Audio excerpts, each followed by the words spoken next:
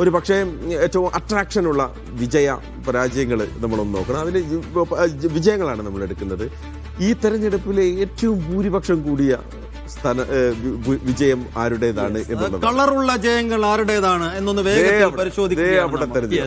P K Kunhalikutty മലപ്പുറത്ത് 85,327 വോട്ടിന്റെ ചരിത്ര ഭൂരിപക്ഷം. അതായത് ഒന്നുകൂടി നമ്മൾ വ്യക്തമായി പറഞ്ഞാൽ കേരള നിയമസഭയിൽ ഇത്രയും ഭൂരിപക്ഷം കിട്ടി വന്ന മറ്റൊരാളില്ല. ഭൂരിപക്ഷത്തിന്റെ കാര്യത്തിൽ മൂത്താപ്പയാകുന്നു കുഞ്ഞാപ്പ. ലോക്സഭാ തെരഞ്ഞെടുപ്പാണോ എന്ന് നമ്മളൊരു നിമിഷം ശങ്കിച്ചു പോകും. ലോക്സഭാ തെരഞ്ഞെടുപ്പിലാണ് ഇത്രയും വലിയ ഫിഗർ ഉണ്ടാവുക.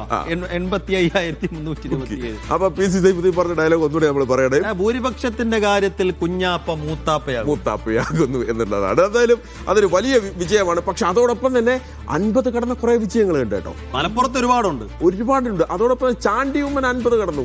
ചാണ്ടി ഉമ്മന്റെ വിജയം, ചാണ്ടി ഉമ്മന്റെ വിജയത്തെ സവിശേഷമാക്കുന്നത് അദ്ദേഹം പ്രചാരണത്തിൽ വളരെ ലാളിത്യം പുലർത്തിയ ഒരാളായിരുന്നു.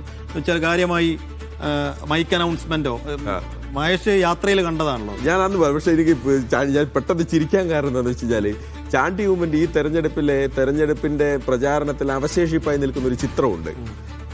രാഹുൽ ഗാന്ധി വളരെ തിരക്കിട്ട് പ്രസംഗിക്കുമ്പോൾ ചാണ്ടി ഉമ്മൻ അവിടെ ഒരു പന്തലിൽ തല ചായച്ചു നിൽക്കുന്നത്.